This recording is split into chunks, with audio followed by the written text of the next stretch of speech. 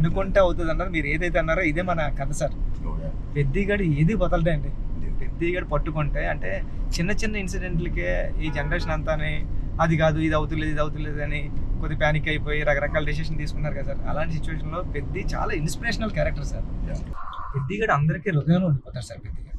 పెద్దిగడు చాలా inspirational character అండి. అంటే నిజంగా చెప్పాలంటే పాఠ్యాంశాల్లో అంటే బుక్స్లో ఉండాల్సిన క్యారెక్టర్ అండి. 7th క్లాస్ నాన్ డీటెయిల్లో ఉంది సార్. అంటే పట్టుదల ఉంటే సాధించలేనిది లేదని. అలాంటి బుక్ లో నేను రాసినప్పుడు నాకు ఆ కథ గుర్తొచ్చిందండి. అరే విక్రమాదిత్య ఏదో అండి అతని పేరు. అతను చాలా స్ట్రగుల్ అయ్యి అనుకున్నదాన్ని రీచ్ అవుతాడండి. అంటే పెద్దికి కూడా విజయం అంత ఈజీగా దొరకలేదండి. పెద్ది చాలా స్ట్రగుల్ అవుతా తన విజయాన్ని, తన డెస్టినేషన్ ని, తన గోల్ ని రీచ్ అవ్వగలిగాడు కానండి అంత ఈజీగా ఈ జనరేషన్ చిన్న చిన్న వాటికే కొద్దిగా ప్యానిక్ అయిపోయి అది కాదు ఇది కాదు అంటారండి. ఇది చాలా ఈ జనరేషన్ సెట్ అవుతుంది. ఈ జనరేషన్ కి చాలా ఇన్స్పిరేషనల్ స్టోరీ. మోటివేషన్ అంటే ఐ ఫీల్ ఒక వ్యక్తికి మోటివేషన్ దొరకడం పొద్దున్న లేచి అంటే ఇలాంటి సిచ్యువేషన్ వచ్చి నా లైఫ్ లో కూడా వచ్చింది. ఇది వాళ్ళ జనరేషనే కాదు, కోవిడ్ టైంలో అందరికీ ఒక రకంగా కొట్టింది కదా కోవిడ్. మానసికంగా కొట్టింది, హెల్త్ పరంగా కొట్టింది, ఫైనాన్షియల్ గా కొట్టింది. ఈ వేరే వేరే రకాలుగా కొట్టినాయి. నాకు కూడా ఒక రకంగా కొట్టింది.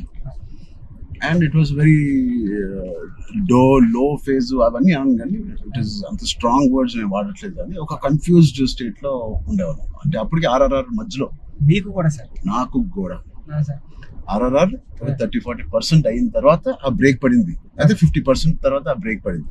పీక్ లో నా ట్రైలర్ రిలీజ్ అయింది. అంటే అంత పీక్ బాడీ లో ఆర్ఆర్ఆర్ స్టాప్ అయింది. సో ఏం చేయాలి? జిమ్ నేను ఒక అపార్ట్మెంట్ లో ఉండేవాడిని అప్పుడు. దాని తర్వాత ఇప్పుడు ఇంటికి షిఫ్ట్ అయ్యాను కదా. సో అక్కడి నుంచి అసలు ఉన్నారా మన చుట్టూ ఉన్న వ్యక్తులు ఒక్కొక్కరు చనిపోవడం చూసి ఆ ఉపాసన ఇంట్లో ఉండడం వల్ల ఆ హాస్పిటల్ కాల్స్ విని నేను ఇంకా ఆఖరికి నా హోమ్ థియేటర్ లో కూర్చొని టీవీ చూస్తూ ఉండేవాడిని. పక్కన ఆవిడ అక్కడ ఉండేది. అది వినలేక నేను ఒక్కడనే ఉండలేక, బికాస్ ఆవిడతో ఉంటే ఏదో ఒక కాలక్షేపం ఉండేది. హోల్ కోవిడ్ నువ్వు నమ్మవు. ఉపాసన ఒక రూమ్ లో తన కాల్స్ పాపం తన అందరి పేషెంట్స్ ని డైవర్ట్ చేయడం అవన్నీ చూస్తా ఉంది. నేను ఇంకో రూమ్ లో అలోన్ గా ఆల్మోస్ట్ ఫ్యూ మంత్స్ నేను ఒక్కనే ఉండేది. అది నాకు గట్టి కొట్టేసింది. అంటే ఒంటరిగా ఉన్నప్పుడే నీకు థాట్స్ వస్తాయి. అది ఓవర్ గా నువ్వు అన్ని రోజులు ఒంటరిగా ఉన్నప్పుడు ఆ థాట్స్ వేరేగా మారుతాయి. అలా మారినప్పుడు నేను మానసికంగా కొంచెం లో అయ్యాను.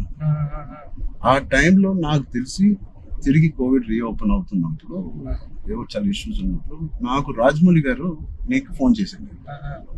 రాజమౌళి గారికి ఫోన్ చేసి సార్ ఒకసారి కలవాలి మిమ్మల్ని అంటే ఆయన వచ్చారు. ఏం చేయాలంటే మళ్ళీ షూటింగ్ స్టార్ట్ అవుతుంది. నాకు అదే జోష్, ఏదైతే షూటింగ్ మనం ఆపామో ఆ టైంలో నాకున్న జోష్ అది రావట్లేదు సార్. నాకు ఏంటో అర్థం కావట్లేదు. ఇంత పెద్ద సినిమా, ఇంత పెద్ద డైరెక్టర్తో నేను చేస్తున్నాను, ఏమవుతుంది ఎందుకు నాకు మోటివేషన్ రావట్లేదు అంటే ఆయన చెప్పిన మాట ఇవాల్టి వరకు I have kept it in my heart. ఎప్పుడైనా చరణ్ అది మోటివేషన్ ఏదో ఒక పెద్దది వస్తేనే రాదు. దీనికన్నా పెద్దది ఏముంటుంది? ఆర్ఆర్ఆర్ కన్నా పెద్దది మోటివేట్ చేయడానికి. అయినా నాకు రేపు పొద్దున లెగిసి వర్కౌట్ చేసి మీ షూటింగ్ కి రావాల్సిన మోటివేషన్ నాకు రావట్లేదు. అందం ఏంటి నేను.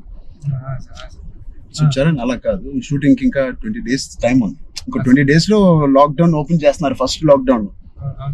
సో నీకు 20 days టైం ఉంది. ఒక పని చెయ్యి, స్టార్ట్ స్మాల్. ఈ రోజు నేను ఇవాళ లెగిసి ఏదో పని అనుకోవాలి. ఆ పని కోసం నువ్వు లెగాలి, ఆ పని దొరకాలి. ఆ పని ఏంటి? ఏమి లేదు ఇప్పుడు కోవిడ్ లో. ఆ పని ఏముంటది? ఎలా ఉండదు. నా బెడ్రూమ్ ద బెస్ట్ బెడ్రూమ్, అంటే cleanest bedroom in Jubilee hills లాగా మార్చాలి. అంటే ఎవ్రీ కార్నర్ క్లీన్ చేసుకోవడం అంటే అదే పని. ఇంకా ఒక పని వెతుక్కోవడం అనమాట. ఒక కారణం వెతుక్కోవడం ఆ రోజు లెగడానికి. ఇవాళ లెగిసి జూబ్లీ హిల్స్ లో నా రూము, నా ఇల్లు ద బెస్ట్ క్లీనెస్ట్ హౌస్ గా ఎలా మార్చాలి? స్టీమింగ్ చేస్తానా, లేకపోతే కడుగుతానా, లేకపోతే క్లీనింగ్ చేస్తానా, ఎప్పుడెప్పుడు నుంచో ఉన్న బట్టలన్నీ తీసి పడేస్తానా, అది లేదా నా garden should be the best garden in Jubilee hills. ఆ ప్లాంట్స్ ని, ఆ కలుపు మొక్కలు తీసేయడం అన్ని నేను చేసి ద బెస్ట్ గార్డెన్ అని నేను నిరూపించుకోవాలి. చిన్నదైనా పెద్దదైనా. క్యూట్ గా ఒక ఆ బాల్కనీలో ఉన్న అపార్ట్మెంట్ అయినా the best apartment balcony in the whole apartment గా ఎలా చేయాలి. ఆ చిన్న చిన్న కారణాలు వెతుక్కొచ్చారండి ఇలాగా.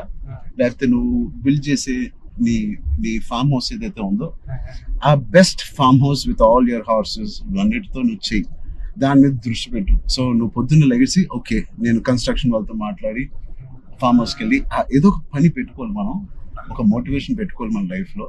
చిన్నగా స్టార్ట్ చేయి, ఆ చిన్న స్టార్ట్ చేసిన మోటివేట్ అవుతావు నువ్వు. ఇంట్లో మొదలైన మోటివేషన్ అది పెద్దగా చేరి యూ విల్ గో టు. అది నేను ఎగ్జాక్ట్ గా వర్డ్ టు వర్డ్ నేను ఫాలో అయ్యాను. ఇవాళకి 3-4 years there was not one day where I was demotivated.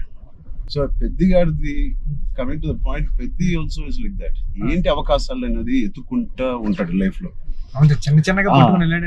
ఇది పోయిందా, ఇది కూలిపోయాడా, ఎన్ని అడ్డంకులు వచ్చినాయి అతనికి అని చూసుకోకుండా ఉన్న దాంట్లో సరిపెట్టుకోకుండా కూడా ఉన్నదంట. మళ్ళీ దాంట్లో బెస్ట్ ఎలాగా ఉంటాడు అనేది ఒక ఫస్ట్ హాఫ్ నుంచి ఇంటర్మిషన్ లో ఒకలాగా, ఇంటర్మిషన్ తర్వాత ఇంకోలాగా. Whatever happens the life should go on, life should keep going on. అన్ని అయిపోయినా ఆ లైఫ్ ఎలా గో ఆన్ అవ్వాలంటే దానికి ఒక పర్పస్ ఎత్తుకోవాలి. ఆ పర్పస్ నేను చెప్పినట్టు చిన్న చిన్నగా ఉండొచ్చు, పెద్ద ఉండొచ్చు.